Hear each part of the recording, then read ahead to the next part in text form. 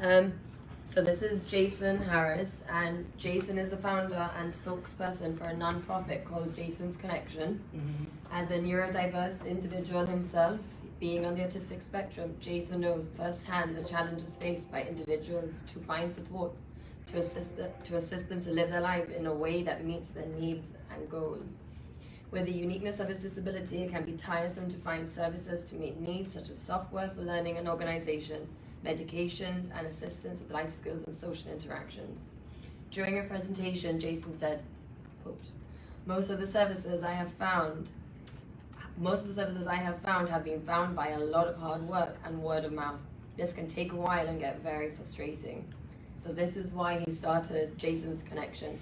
Since its commencement in 2013, it has served as an online community connecting over 200,000 diverse users such as individuals with disabilities, mental health, aging, and diverse abilities and needs.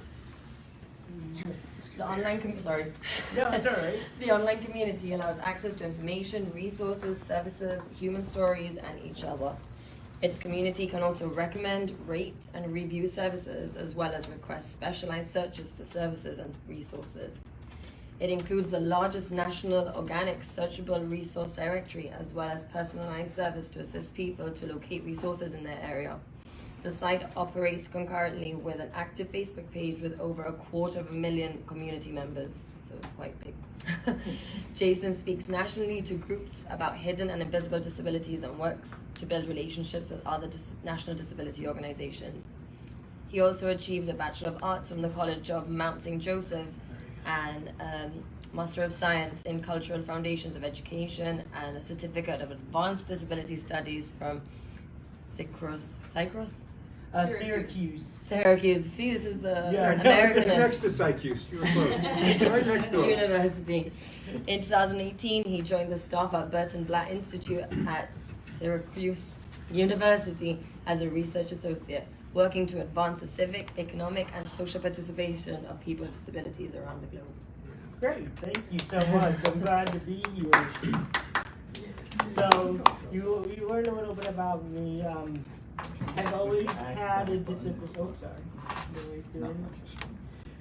I've always had a disability, but there's different ways of positionalities that people think about disability and their sort of identity, as long as going with other identity factors, which can't be sort of ignored. So, I mean, I've always looked for accommodations and sort of always had that and sort of been in the cultural aspect of that. But and sort of different life events sort of changed the way I thought about myself and sort of thought about this, and also made me think about, well, if I didn't know about this and sort of think about this, maybe other people didn't know. And again, also with the resources and things, it's not to replace an actual community, but it's to supplement an actual community by also be able to use things online, because I think a lot of the ways that these things work is it's not to replace people or things, because technology is really great and it has a lot of really good things, but it also obviously has its downfalls and its technical costs and sort of social costs to some extent. So I think that there has to be a lot of different ways to integrate things. And also I think some of the things that I learned about later, that goes with the ideas of universal design, and many people are going to come at it with different ways. So there has to be accessible to the most amount of people, no matter where they're coming from. Things have to sort of be able to be multifaceted and be able to be retrofit to be able to meet other people. So because a lot of organizations have, have big structures. So, and I can get into that a little bit more. But I mean, to me, I didn't know a lot about it. I had a lot of self-doubt and sort of cultural sort of understanding. I wish I wasn't who I was because of being told you weren't supposed to be this way. This is not necessarily good.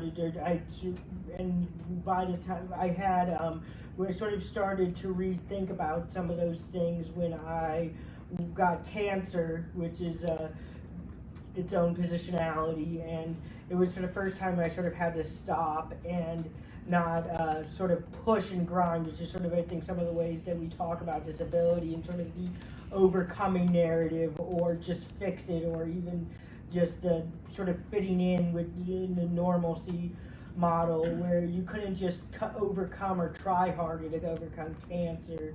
You sort of had to accept what it was and deal with it day by day.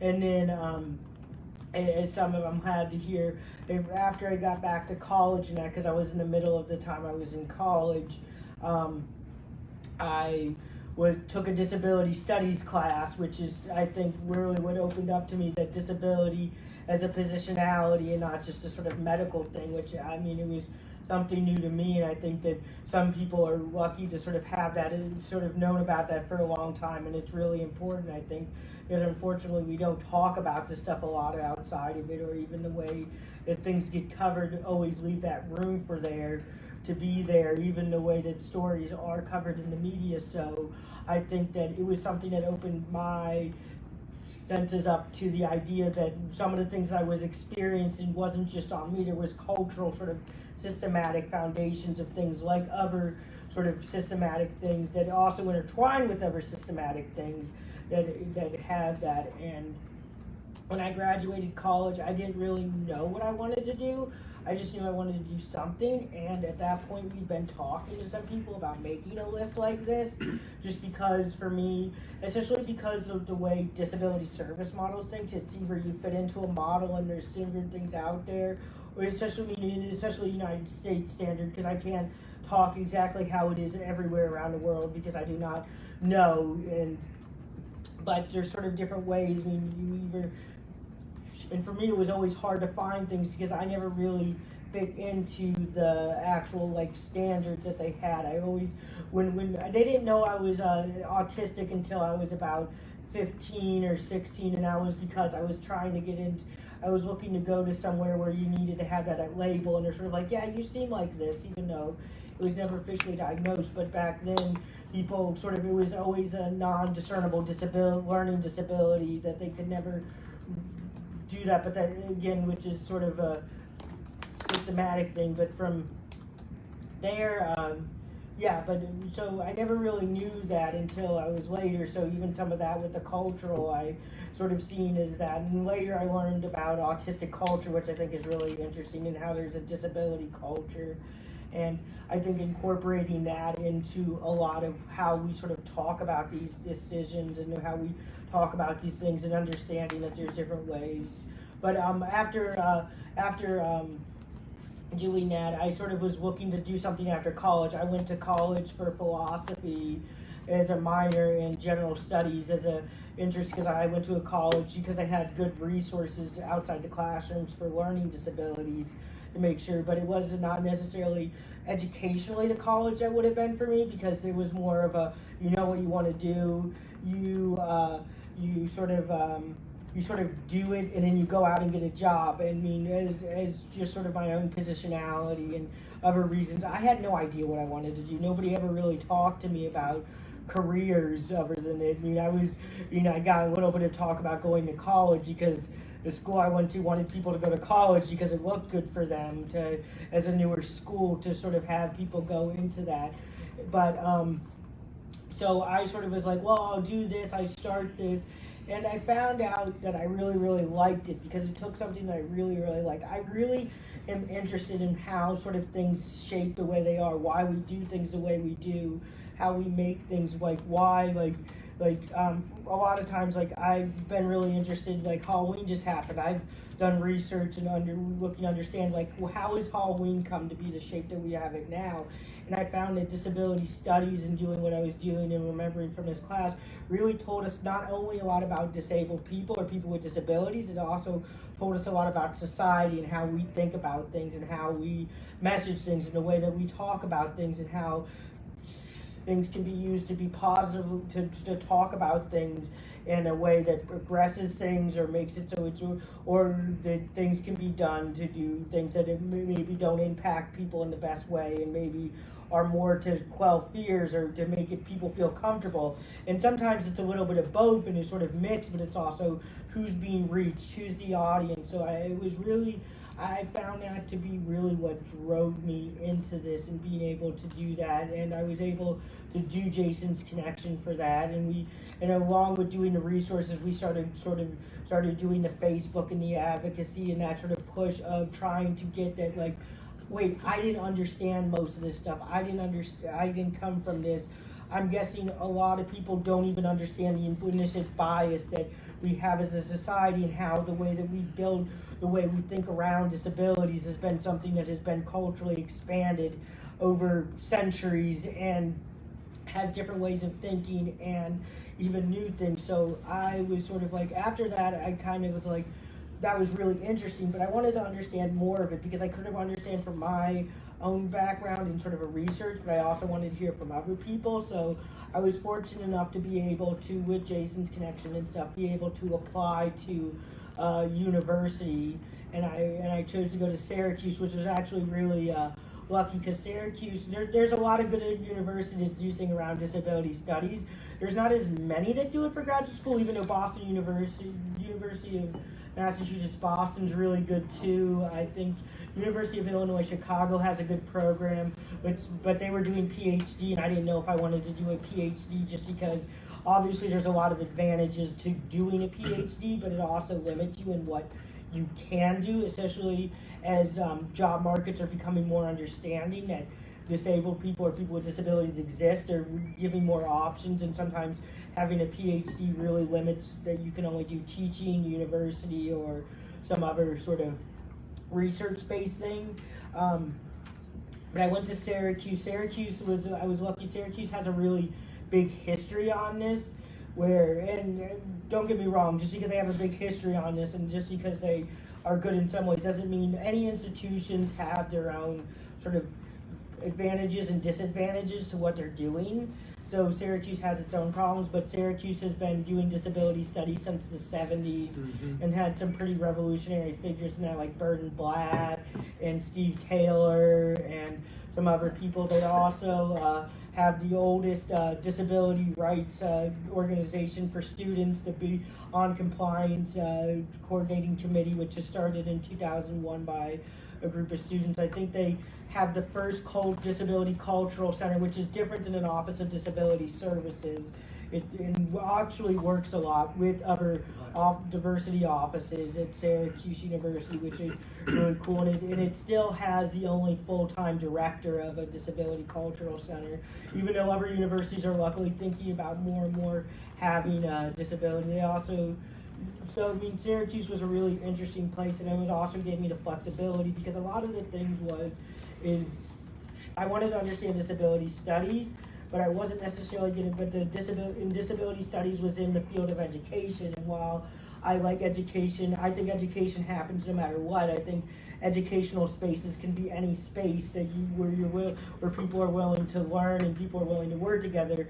And that doesn't even mean that it's just me talking or somebody talking, because education is not necessarily hierarchical. It doesn't have to be hierarchical. It can be a lot of different ways of learning from each other, peer-based learning. There could be a lot of different things. I wasn't going to be in the classroom teacher, so there was also opportunities with my program to take classes outside, so I could take psychology classes, communication classes, again, because a lot of what drives me to do this is obviously I care about disability rights and justice and human rights and justice and how they intersect, but I also really care about how these things form. What messages make it so that people are effective? Why do we have these thoughts of some people we see as insiders and some people we see as outsiders? So that really sort of informed the way that I took my education, and also informed sort of how I do my advocacy and approaches, and even what I do now. While I still run Jason's Connection and do a lot with it, I'm also a researcher at the Burton Blatt Institute, which is at Syracuse University. And I don't know, I mean, if there's anything else you need me to cover, if you want to do Q&A, I'm good with whatever people are feeling comfortable with. I know it was sort of a general overview, and yeah. I actually went to the University of Washington and have a degree in disability studies. They have the Senton Cultural Center. I was wondering what made you wanted. I wonder what made you want to. How did you feel when you found out you were on the autism spectrum, and how did that encourage you to make your business this list? Because I'm an autistic adult, and I was having trouble with the VR system. Yeah, I definitely think that there's a lot of things. When I found out I was autistic, I think I went through what some autistic people go through because I didn't know that there was an autistic culture. I was not. I didn't want to be autistic. I was really upset about it because all I knew and all my life had been to that point is you need to get better. You need to be more normal. You need to be able to do this. Being able to do that. Now, I don't feel that way now because I understand that there's an autistic culture, sort of how those things work. I'm able to be in a place where there are more supports, even though within the university, even though again there's problematic and there's still things I have to fight for right now. I'm trying to get New York State to recognize that I had a disability so I can get more access to services, even though I don't want to take away other things from other people. But I think some of it is, I mean, obviously the services and stuff are really important, and we need to reshape the way that we think about things, and even that services aren't, and even the way that we do services, because one of the problems that I have with service model of disability is that we see services as trying to fix people or fill something in. Well, I don't know about you, but a lot of the things that they wanted me to do was because they told me, oh, this is what you're supposed to do. It doesn't really motivate me as a person to want to do things. If they're working with me and they want to do things with me and they're trying to talk to me about, well, what is it that you want? What are your goals? A more self-directed sort of way with supports. I'm more willing to do things with people. And I think that we also have to take away the sort of cultural notion that it's have or have nots who can have these sort of services. That if you're an executive director, it's fine to have personal assistance, but if you're somebody with just a disability or somebody who has different things going on in their life because of economic situations, it's not okay to ask for supports. We need to rethink about how these systems work and why it's okay for some people to be able to get the help they need and it's seen as somebody being highly valued and other people being seen as burdens or and other things. So I think those are really important, and we have to be able to sort of think about these playing fields as being more equal, that a lot of the things that we're asking for, while everybody has their own, and it doesn't denote that the way you are is who you are and that you have your own needs. It also doesn't take away that you're special or that you need something unique. We all, in some ways, have somewhat similar needs, even though they're unique for ourselves as well.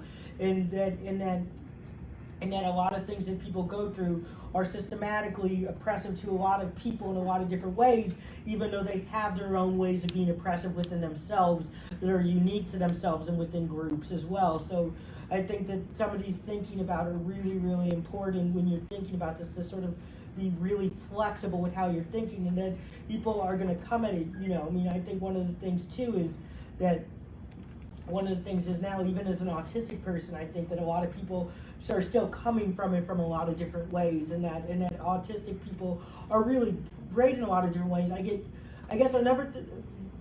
But we have to be able to be flexible, because I know there's a big push right now for autistic people in tech industry, and I think that's a really, really great way in some ways.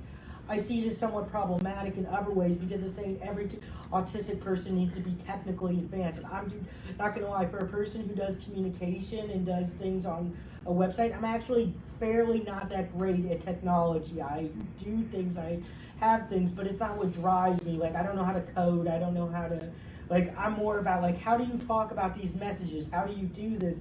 And if I was in a program where they were trying to teach me to code in some of these ways, I think it denounces me as an autistic person to try, or as a person in general, to try to say you need to fit into this box, even as it's something that is trying to build up value. Speaking as someone who is also on the spectrum, I feel as though that there's a bit of a stereotype that people on the spectrum are pigeonholed into being STEM oriented, very much oriented around science, math, technology, engineering, and I like all that stuff. Yeah. I'm just not good at math. I'm good at communicating with people. Yeah. Which is really weird for someone who's on the spectrum, I guess. No, I don't think it's actually. I think there's a lot of people who are really good at communicating with people, and I think also we got to think about how we think about what communication is, and that there is a standard version of communication that we've seen as socially acceptable, but there's a lot of different ways to communicate.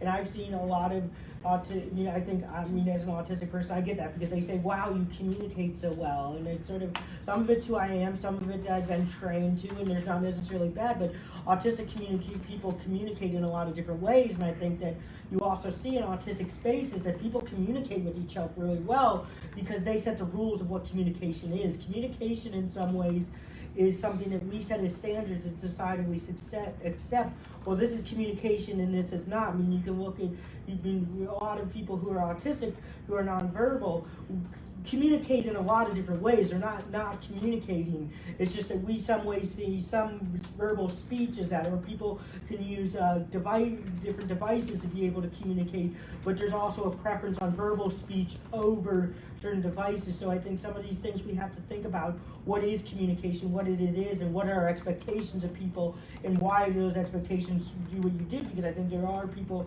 who are very STEM oriented who have interest in it, but having an interest in something is different than being able to do things. I mean, there's a lot of things I had interest in. I thought I wanted to be an anthropologist before I did this, and it was something I'm still really interested in, but it's not something I can do that successfully gets me for a career, because there's other things that I like to do that anthropology doesn't do, which is sort of the advocacy and the reaching out and the not being stuck in an office behind a desk writing research papers all the time. Sorry, yeah. Yeah, so speaking of ability centers, Yeah. I know Maryland is building one in the next 2 years about studying employment and how they can people with disabilities more employment. Yeah. So that's really cool. That is something coming to Maryland. Yeah. And my question is, how do you make an advocacy a career? I mean, I think there's a lot of different ways to make advocacy a career, because I think it really depends on the person and what they're interested in and how to sort of get into the field that you're doing. I mean, I think that advocacy can take so many different shapes and forms within just doing something, being able to advocate within your business, to having things more accessible, being able to make systematic changes, being able to push things. I think that advocacy has, even just in the community saying this is what we should have things, I mean, there's so many different ways. And I think sometimes we get it that there's a certain type of advocacy, and there's like the going in the streets and protesting is really important, which it is, but there's so many different ways to bring what you're doing and to bring the ideas that you have and what you're interested in to sort of doing advocacy. So I mean, your background can really be really helpful, because I think that, and especially as people are starting to recognize it, people want to know more and more, especially as the way that capitalism in universities and other things work. You have to expand the amount of people who are included to be able to make sort of profits or numbers grow. They're going to need to be able to think about how to do things. So there's ways to do it within business fields. There's ways to do it within sociological fields. There's ways to do it within university settings. There's ways to do it just with community building. There's so many different ways, I think, to include advocacy. I mean, I had a talk where they had a social rights day and things, and my sort of thing, you can do it within environmental things. You can do it within science.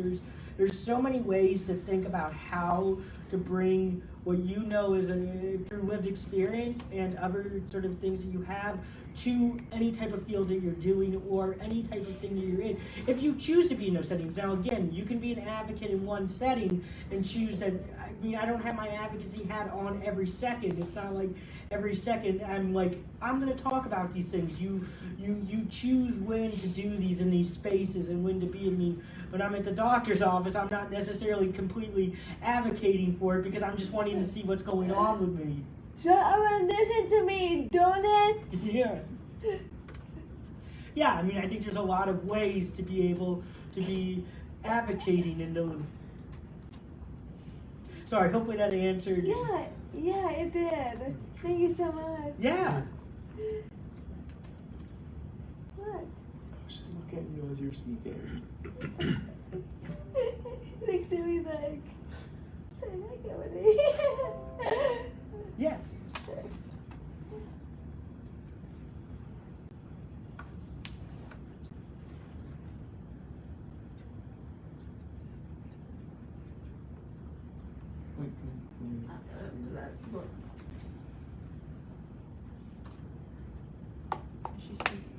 Yeah, she. Oh, I'm sorry. Yeah. Let me that I had myself on mute.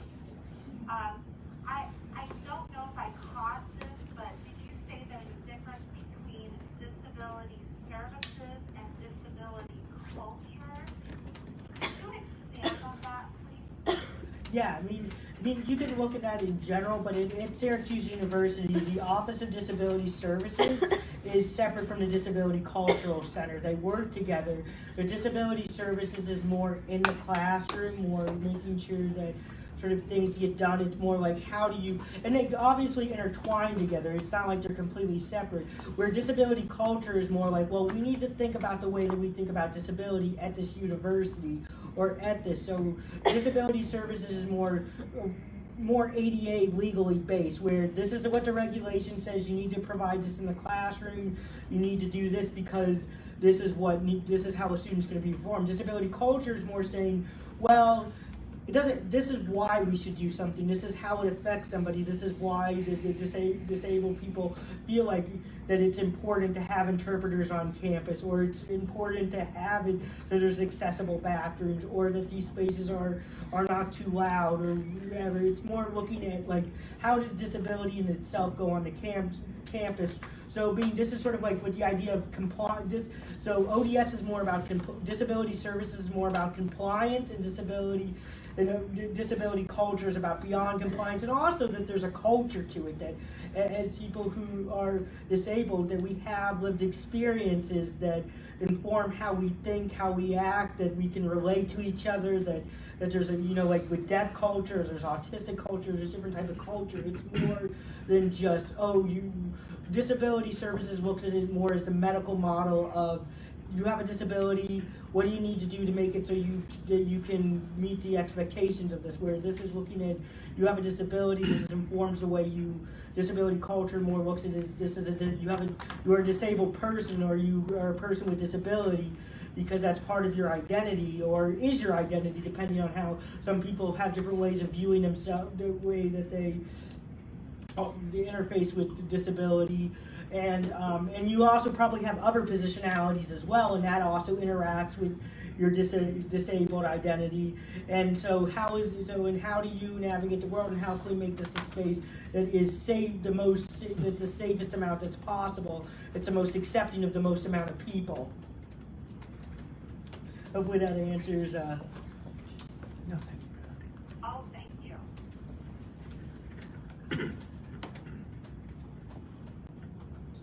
And I mean, it goes back to the access thing. Another great thing about access is there's this term called access intimacy, and that's something you can advocate for. You can even advocate with your friends and your family and your people, just to advocate for what you need in even relational settings. Like I like to have sort of a loose set plan, so I tend to tell my friends, like, let me know sort of what you're thinking about doing.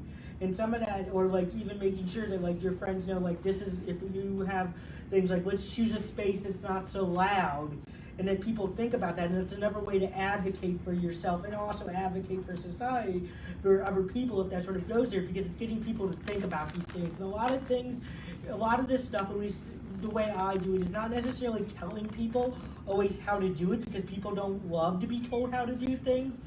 It's a lot of, let's get you to think about these things. Let's think about what would be like. Why is it that because a lot of times when you get people starting to think about things and sort of readjust their framework, because some of the things that we have around disability are culturally framed that are so deeply ingrained, people don't even realize that it's so deeply culturally ingrained. They think it's a biological truth rather than a social norm or a social imperative, or something that we think of. I mean, obviously, there are always some biological truths, and I don't think, but some of this stuff is more social than we think it is, or we make it out to be. So some of that's starting to get people to sort of think, wait, is this real? Is this the way it has to be, or is this the way we made it to be? Can you give us some examples? Oh, I think you can look at so many examples. I mean, obviously you can look at physical accessibility. I think you can look at sort of cultural things like small talk. You don't have to have small talk in spaces. Autistic spaces don't always have small talk. They have different things. We choose to set that as a social imperative of something that has to exist.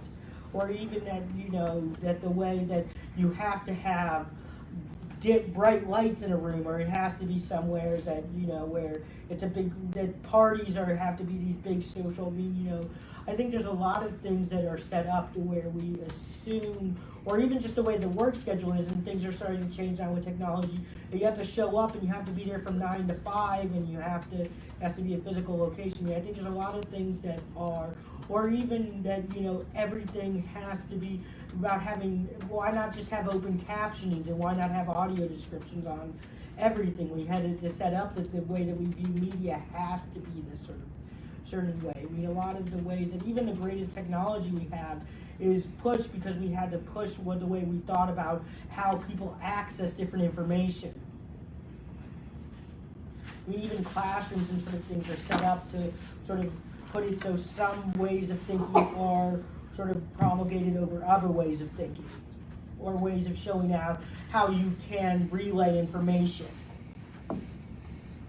Do you find that the services that are on your website and recommend, do you find that a lot of them are flawed because you would prefer a certain way, Yeah.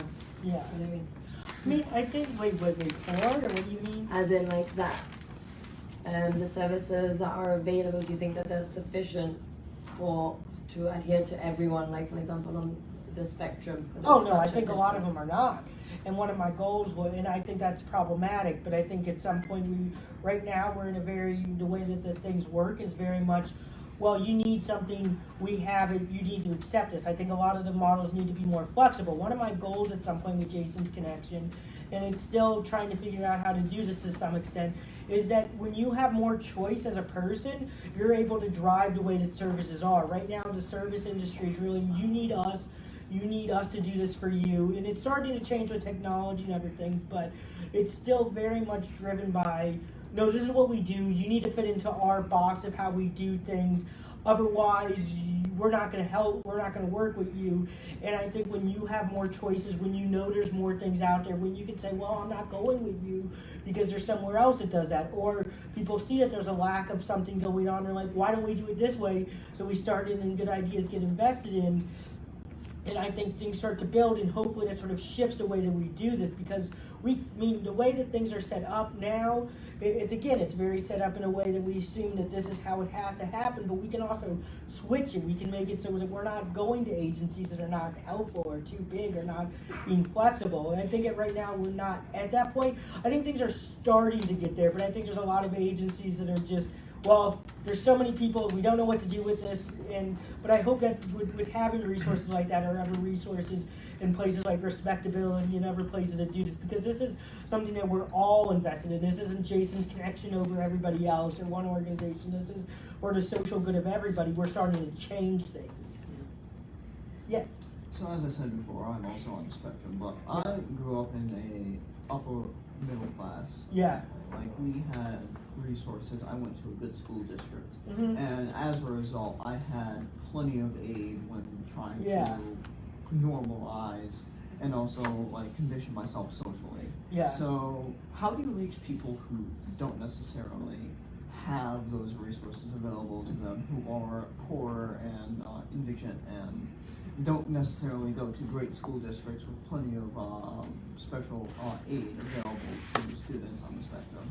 Yeah, no, I think that's a really good point, and I think that's one of the challenges is that, and I think there's a lot of challenges because there's money in the way that the government funding, I think that's where some of the other things about thinking about some of these things and about talking about how things work, I think giving information, because I think a lot, and making it so it's easily disseminated, having different access points to that, being able to, I don't think it's ever going to be, I think some of it has to be restructuring of the ways that we do things societally, and then some of it is sort of the way that, that's one of the things that, not that able accounts are perfect, but they have some benefit of being able to give people more leniency to be able to do little things because they're not completely restricted by a cap amount of money that they're able to have in possession. And I think being able to have it so there's different ways and the programs are actually more supportive of people. I get that, there's got to be different ways that we have to do things from a governmental and an institutional, but also a societal level that we all have to, and I think parts of it are influencing each little part of that, and some of that is giving information about, so a lot of what you do is, we'll say like, here's, you can give information about how to get stuff in your school district, which is really good, and there's a lot of organizations that specifically look at that, and it's good to know those organizations and stuff, but there's also other things that need to be changed that make it so there's time constraint, there's money constraint, there's ways that resources are spent in different districts that make it more complex, and that's where also that information got to be really powerful, because you guys are doing this with all different policies. Who gets elected into office really affects how some of this stuff is going to be, because some of it is not, you can have the greatest ideas in the world, but you do have to sometimes spend some money on some of these social resources and things, especially for people who don't have access to social resources and money, to be able to make it so the most amount of people are. And we sometimes think of that as a zero-sum game of, if you spend money then you're wasting it and things. It's not exactly 100% like that. It tends to be a more short thinking way about how to think about some of these things. Some of these things, if you spend more resources and you do things within reason, it will actually make it so that in the later times there'll be, some of those things will be more equal out, because we see this in other places where some of the social benefits are helping people be able to do more things, but it's also, so there's a lot of, I don't know if there's one solution to doing it. I think that there's a lot of different things, but I think also thinking about these things as a more holistic thing. We tend to talk about these issues as sort of separate from each other, and that doesn't really help in some ways, because everybody's trying to grab at something that they think is something that there's limited resources about, where we're actually sort of all going for the same sort of thing. So how can we coalition build? How can we work together to see that some of these things that other groups are fighting for are also things that we're fighting for, and us in disability rights, working with other different types of rights groups is actually beneficial to both groups, which are sometimes not always equal on both sides. What made you get a master's in education? It was the school that Disability Studies was formed in, and I think it was also interesting because I think education, again, is something that happens outside the classroom. I think there's a lot of different ways to educate. I think that, in this situation here, I'm being educated by you, you're being educated by me, we're both learning from each other. I think that, the ways that, I think it's really interesting, because I think we all learn about things, and we could, by learning from each other, we socially educate ourselves, we technically educate ourselves. I think there's a lot of things that we learn from each other as people, and also from other different ways of society and different things. So I think that education and understanding how that sort of basis works is really, really important, because at the end of the day, all disability rights and advocacy and human rights and stuff is a type of education in some sense of the word, because you're teaching people, because you want somebody to learn something that you're trying to talk about, or you want something to change, or some of that has to mean that you are in some ways extruding information, and you want somebody else to pick up on that information to some extent, and maybe change and have action towards that. What do you consider is the hardest area for them to access? So like, is it employment, is it anything else that you find is? I think that all of those are really tough. I think the hardest is the social mindset, the way that we think around disability, that I think affects all of those. I think we've had a narrative for thousands of years, whether it be in some of this relatively new, some of this older, of the way that we think about disability, what isn't, how it relates to society, how it relates to who it has, and some of that. And I think that some of that's really, really hard to change. And I think that some of the ways that we talk. Like I hear like great social justice pieces saying on deaf ears or blindly thought to do this, or and it's like, wait, but aren't you putting another social, like isn't that just as, so I think some of these things that we readily, that's stuff I had to learn, and I'm constantly still learning these things. I'm being more open to access, whether it's around disability rights or human rights in general that intersects with disability rights, or so many different ways. I think some of these things have become so ingrained with the way that we think about things, and some of these things have become so encoded that it's sometimes hard to get the conversation even started, or that the conversations you're having are with people who sort of already been in the conversation for a little bit. So what do you as a white guy, how do you approach intersectionality? Because I know that you've been very thoughtful on a lot of intersectionality issues, but what has been your process to sort of learn and engage and be involved in that? Yeah, I mean, I think that obviously I have a positionality as a white guy, even though technically I tend to be non-binary. I tend to not see that, and there's other positionalities as a thing. But I think also listening to people, one of the greatest things I loved about going to classrooms, and one of the reasons I didn't do a PhD, is because one of the great things about Cultural Foundation of Education, there were so many different people around, so many different people talking about different things, that they brought their own positionality to it, and that's being mindful of where they're coming from, being able, and giving them the room to be able to do that. Jason's Connection has my name on it, but I haven't done an original piece in months because it's got to be a platform for a lot of other people and a lot of other positionalities and a lot of other ways of thinking, and it's really, really important that I'm part of having a voice, but I'm not the only one who has a voice. And there's times where my voice I don't talk as much. I just sit and listen, or I support, or be an ally, or however that is, or so there's a lot of different ways, and that's another way of being a good advocate, is it's not always you're out there running and screaming, it's also that you're supporting other people and things. And I'm very mindful of, because I tend to find a majority of the stories that we put on Jason's Connection, I like to push the edges and sort of get these pieces. So if I can find a way to where it sort of pushes it and to think about more than just disability rights, but other rights as along with that, or other positionalities, I tend to try to put that up there.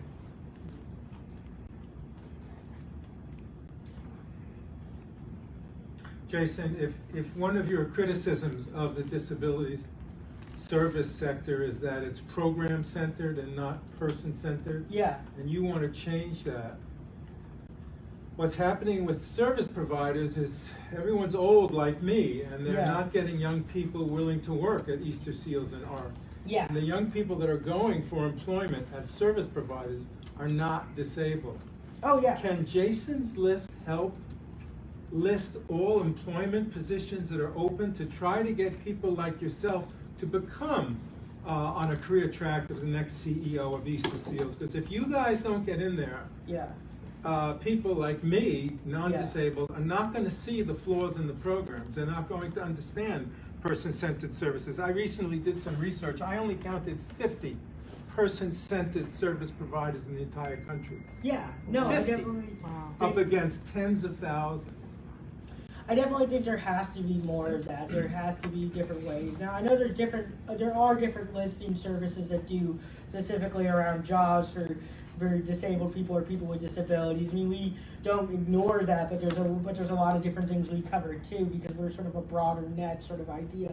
But I think it's a really good idea, and I think there's a lot of things that we have to think about that. So one of the things that I try to cover on Jason's Connection too is, why do we see some jobs as valuable and others as not valuable? Because part of the problem is you're having problems in Easter Seals and other industries in general, getting people in general, unless they're able to somewhat be able to afford being in that sort of position because they pay less, or they sort of see the social good and benefit of it, other than just, because some of the ways that we're driving the economy right now is away from those sort of industries as well. And so I think that there's different ways. I think that there are people, I mean, I know a lot of people with disabilities or disabled people who are working in certain industries like that, but they're not getting promoted either. They're at the bottom levels of the industry of doing that. So I think there's a couple different things with going throughout that. and I think that's really, really important to think about it from a couple different levels of scheme, because I think you're right. Right now, it's not going to change if it's going to be completely the old models that we've been able to do things. So I think some of it is taking it, why is it that these positions are looked at as less desirable or something that we see as being less? Just like the way that we look at teachers as being less. I think there's less people wanting to be teachers, or even in the medical field, there's more people wanting to do high sort of paying medical jobs because of the way it's sort of those economic and social and prestige factors sort of work. So we got to think about that. We got to think about the people who are there, and are they getting promoted? Are they getting moved up? Are they given opportunities? Are we, or are we just hiring disabled people or people with disabilities to file mail or to do other things? Rather than thinking that, I think we got to talk about what is considered disability job sectors. Again, I know a lot of autistic people. I know there's people who are autistic who want to do social service industries and stuff. But if you're getting pushed towards STEM because of different things, we got to think about why that is. And some of that's prestige, some of that's money. So I think there's got to be a couple different approaches to being able to do that. And so some of that's through big systematic changes. Some of that's the way that we attitudinally think about things. Yes. How do you try to be more intersectional, and what do you do when you see someone not being intersectional about disability rights? I consider myself a social justice advocate, and I have friends in the community from other marginalized communities, but how do you actively listen? How do you be more sensitive, and what do you do when you see someone isn't being intersectional? I've gone to some events like, oh great, it's social justice. They left out disabilities again. Yeah.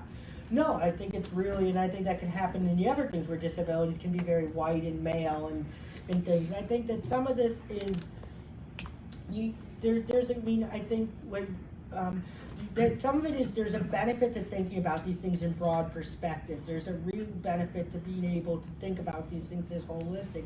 But there's also realities that even if you're doing it with some things, because there'll be posts that we put on Jason's Connection where we talk about Black mental health or things, and they're like, mental health's the same for everybody. And it's like, it's not though, really. Obviously there are parts of mental health that are the same for everybody, but there's things within being different parts of the community, whether that's being economically disadvantaged, whether that's being Black, whether that's being LGBT, whether that's being a bunch of different nationalities, whether that's being from a different part of the world, whether that means that there's different societal. So obviously they're all, they're overall themes that are similar, but we got to think about, I think sometimes we think of in binaries. It's either we think about this as being one holistic thing and everybody's exactly the same, or everybody's different and we got to think about people different. It's not one or the other.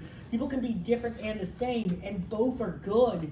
Both have their own things. We all say we're all similar, we're all one people, and we are in some ways, but we're also different, and there's a lot of beauty in that, and there's a lot of good in that, and we have to be able to think, it would be better to be able to think in a way that allows for differences in similarities at the same time, and be able to account for that there's going to be both within systems, and to be able to have flexibility within those systems that for that, because a lot of the ways that we have institutions is we have big hard, obviously there are benefits to having systems that move slowly and don't do things as well and sort of more slow moving, but we also have to have systems when they needed to be that are able to have flexible models and to be able to be retrofitted and to be able to think about different things. So in some of the ways that we have institutions around, some of these things are more slow building models. It don't really make it so they're easy to change when we're deciding when it's important to be like, hey, we need to include more people. This needs to be more thought out. This needs to be more diverse, and that needs to be accepted and not just put in as a homogenizing thing as well. How do you reach out to states that might not have the best disability policies? And encourage them to be a little bit more proactive? Yeah, I think that there's a couple of different ways. You gotta, I think it depends on the state and what they're doing, but one of the things is that I can't get people to agree with the same things I do, unfortunately. I would love it if everybody would be like, yeah, so I gotta understand, what is it that the state wants? What is it that they're looking for? Why is it what I'm saying meets what they want, and it still gets them to do what we can meet halfway? Some of these things is, I'm not saying, obviously, there has to be some bit of compromise, even though I would always say that compromise has to be more put on the systems than they do on the individual people or the people who are more, so I mean, compromise tends to get put on the groups that's disadvantaged more than you have to compromise. I think that needs to be flipped in some ways. But I have to understand where a state's coming from. If a state like Alabama wants something, well, is having sheltered workshops really going to be in the long run going to keep costs down, or does it really help anybody? Because at the end of the day, you're just segregating people. You're going to have to pay for that. They're on federal benefits. It keeps staying that way. So I mean, it just depends on what the state's looking for. I mean, I think that there's a ton of good arguments for doing it for a lot of different reasons, and you can say it because it's the right thing to do, which I obviously believe in. I think you can say there's economic reasons. I think you can say that there's inclusion reasons. I think you can say that there's a lot of different reasons that these things work and are well thought out and make it so it's better for everybody, but we have to be able to put it in a way that does that. And you also hope to have it so that people in that state are informed to being able to do that, and they're electing people, which is what important what you're all doing. They are wanting to do what's better for the benefit of all rather than a small slither of a group of populations, because some of this too is you have to look at who's being benefited by systems. And if the people who are being benefited by systems are not always going to want these systems to be changed, if it's going to change the way it benefits them. I mean, there's people who are making money off shelter workshops. They see it as, oh yes, you know, so you have to sort of think, well, okay, they're never going to change because they're going to take that money, but how can we get it so other people change? How do we make it so that other people see that there's something that's not going on with this, and we start influencing that way? Because some people you're going to have to divert. There's going to be some people who are always going to want things to be the exact way it is because there's for some reason, but there's ways to change things throughout that. I mean, they have their power as long as people are not understanding what's going on and don't care or don't see it as that there's different models or that there's different arguments to be had or that there's different people who implement things who are not just behind those people who are doing those things. Do you know there are 28 sheltered workshops in Maryland? 10% of the executive directors have gone to prison in the last 3 years. Oh my God. Wow. So they say they're not making money, but from their contracts, oh, they make a ton of money. They make a lot of money, and very easy for executive directors to embezzle. Well, and they also say That's they're a just transition. They also say they're a transition workforce, which they're not. They tend to be. No, they don't move out. Yeah, exactly. So if we're saying it's a transition workforce, is it really working number-wise? And if it isn't, then why? Because if governments are saying they want to see accountability and control, then aren't governments wasting money on this? Because they're not moving people out. They're still being, I mean, I think there's a lot of different, there's obviously a lot of different reasons to be able to talk about these things. And I think sheltered workshops has been there's been sort of these things where we're starting to approach it in a couple different ways where they're more and more are being shut down, and there's more and more talk about ending the waivers. It's not at a point where it's going to be voted on yet, but it's a point where I think it's in people's minds that people are seeing that there's not as much benefit to this as when it was originally, than what people thought when they wrote this. And it's starting to get more and more people's minds that, wait, there's people who are being paid under minimum wage for a bunch of different reasons, and is that really economically sustainable? Right. Or is that really right to those people? How can they have a full life? And I think that's starting to get, I think that there's more, I mean, I think you can see that with different acts that even the Democrats are starting to think about livable wages and things, and keeping that. Again, that's where intersectionality is important, because everybody should get a livable wage. But if one group's not getting a livable wage and then everybody else is that really helpful? And then the problem is if somebody needs a personal care assistant so that they can have a job, raising the wage of the person that they're paying to be their personal care assistant may be cost prohibitive given how much money they're getting from the government. Yeah, oh, totally. And I think there has to be ways around that too. I mean, and that's one of the reasons that with some of the ways that the Health Care is acted, I mean, there's a thing where, I mean, some of this stuff, it doesn't matter what company you're going for. Some of the things that people need are never going to be covered by company employees, which is why, in some ways, you need some of the government to be able to step up to that. But it also makes it so people are able to do more and be able to be out and be, if you want people to be economic consumers, then they have to have money. I mean, obviously, I care about it more than just an economic rights thing because I'm not an economist. But I also understand what I'm doing, I have to be able to reach people in the multiple different ways that they're going to want to think about these things, because that's sort of what gets people to think. That's what gets people to question why is it that we're doing something away. Because my whole goal of a lot of these things is not to tell people what to think or how to think. It's more to get them to question what they're already thinking, and is there other ways of thinking. And to give that information of, hey, you question this, here's another way that people think about this. Mm-hmm. Because, I mean, again, there's no one thing that's going to work for everybody. It's not possible, but we have to be open to that there's many possibilities. As long as it doesn't take advantage of people and disadvantage them, which some systems do.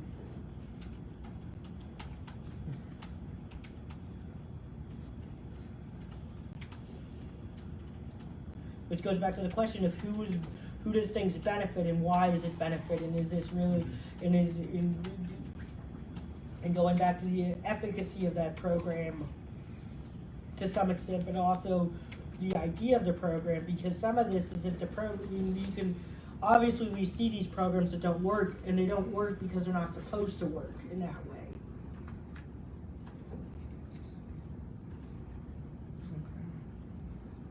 Did you know that, I know you're from New York, but here in Maryland, the largest provider of autism education schools in the state is Shepherd Pratt, which is a private mental health asylum. I mean, and all the schools are segregated, and I wondered if you came here and you saw that system, that it's not only a medical model, it's a mental health model, autism, and that's how the schools are set up. I wonder what your reaction would be to these, they're very beautiful and nice, segregated autism schools run by an asylum. Yeah, I mean, well, one, I mean, it's not uncommon that these places are technically nice because they have to sell themselves. But I think that a lot of these things, I think there's places where you can have autistic spaces that are for autistic people that can work really well. But I don't think that a medical model, an asylum, or a school is always that place, because I think it goes on based on normative values. But also, we see benefits of both autistic people and non-autistic people being around each other. It creates it creates benefits for both groups. I think that doing that sort of creates an insular sort of stereotyping sort of way. I would think that in some ways, again, I think some of this I think there's multiple different ways that this sort of gets framed. I think some of it's a fear of autism. I think, you know, I went to a school that was autistic boarding school. I wouldn't recommend it. I think that they were very Where did you go to school? I went to Franklin Academy in East Haddam, Connecticut. And I mean, I don't know what they're like now, but when I was there, it was pretty much like, you're autistic, you don't get social skills, you're autistic, you just do like this, or like, and it became a hierarchical model of who could be the most normal, who could be, you know. I mean, I think that these models tend to reflect the society more than it does autistic people, and I think they're set up to benefit, to hold what we think of as normalized society more than it does for other people. It's like any asylum at any time. Is it really to help? I mean, there's tons of different ways to help work with people and do things with people, and I don't like to use the word help because I think it's I don't know, I mean, obviously we all get help in some ways, but I think it's more complex than that. But I think a lot of these things have been about putting people away and making it so that they haven't existed and that they're not part of it because we just don't want to deal with it. It's just difficult, Yeah, which I don't think is the way in the long run. I mean, short term, it may solve some things, even though I don't agree with that it would, but I think these tend to create more long-lasting things that we have to address later. And that's one of the big things too, is one of the things is that we got to think more than just 2 steps ahead. We got to think 20 steps ahead, because a lot of these things that we think about how to do benefit gunning for government, or like how to do like assistance programs, is really about what's automatically happening right in this instant. And that's really important to some ways, but those models have to go further. Yeah. So you're one of the youngest people to ever come speak as a Yeah. speaker. So, Oh, wow. And you know, the stereotype of people with autism would suggest that it'd be hard for you to have an interactive speaking engagement. So was this natural, or did you learn this, or what was the process, and what advice would you have for our fellows Yeah. who we're hoping that each of them will be able to be public speakers in the future? Oh yeah, I mean, this is natural. I like it. A lot of the things that I've learned, the social anxiety and the other things around, things that sort of get associated with autistic people were learned. So I'm a lot more anxious around other people when it's not like this. I mean, I'm not like, I can do it, and socially I enjoy it in some way, but like this is really natural to me. It's really interesting. It's the other things I learned because I know I get what's going on. You're listening to me. I'm interacting with you. It's really fun. We're talking about things that I'm interested in, and we're talking about things that you're interested in. We're interacting. It's a fulfilling interaction. Some of the other things, I mean, I always love interacting with people, and especially in the sort of way. I sort of learned some of the other social anxieties by people being mean or saying you're not supposed to be able to do it, or so I mean, a lot of the social anxiety that I have as an autistic person, is, at least for me personally, is because the rules tend to be flexible in those situations. It's sort of, not that things aren't necessarily always changing, but I mean, I can sort of put it into my mind. There's a reason that I always put bullet points, because I know I like to talk. But if I put it too, everything written down, and I'm going to obsess over that I want to say everything. Mm-hmm. And then I like having conversations with people, so I tend not to write down notes. I tend to more have ideas. I mean, it's really being able to find a way that works for you, and I sort of took who I am as a person, whether that's an autistic person or just a person in general, because the autistic part of me is who I am, but it's also part of who I am, and there's other multifaceted layers, and sort of put that into the way I public speak. And most of the things about public speaking is that also, I mean, I always loved being in theater, I always loved being on stage, so I kind of like doing some of this in some ways. But even for my sister who asked me about public speaking advice, I try to tell her that nobody, most of the time, unless you're at the top tier of public speaking, nobody cares if you make a mistake. Nobody's really upset. Nobody really knows. Most people, as long as you get through it and you say it and you do it, you did a good job. Nobody's. It's not like keep running. Honestly. Yeah. I mean, nobody's. It's not like when you're taking a speech class where they're like, okay, you said this wrong and you did this. You didn't make this right pause. People are pretty forgiving when you're doing it because they're also scared of it. It's uncomfortable for them too, and they can relate to it. Good point. I think it's funny that you said it was learned anxiety. I'm autistic, so part of my anxiety is just from being autistic. Yeah. But a lot of it is learned. Oh yeah, totally. Because when there's social systems that are set up, the sociality has to be in a way, and it's not the way that fits autistic people. It creates a lot of anxiety because people don't accept the way that your sociality is valid. And that's where a lot of autistic people get really comfortable in autistic spaces, and that's where an autistic space can be really, really valuable, because it's somewhere that has access to intimacy and people accept each other, because it's somewhere that where people are deciding, well, the rules of society, the rules of sociality are flexible, and we choose it to be this way instead of having to go through small talk, and some of those things making people feel more comfortable in autistic spaces who are autistic. No, that's a really good point. I'm sorry. Hopefully that wasn't. I think a lot of it, I think there's some anxiety that people get that are learned because society says you have to be a certain way or certain things. And I think that's a lot of what social justice and rights is somewhat talking about, is why are we making some people feel like they can't be in these spaces or can't be who they are. So I think that we're coming up on time. Did anyone have a pressing question, or Jason, was there something we should have asked that you wanted to communicate? We want to take a picture with you. Yeah, totally. Go. Yeah. I mean, I'm pretty, I've always loved doing, I think there's a million things there, a billion things that you can talk about, so I'm pretty good to go wherever the conversation leads. Okay, so I think that it's time for us to thank our speaker.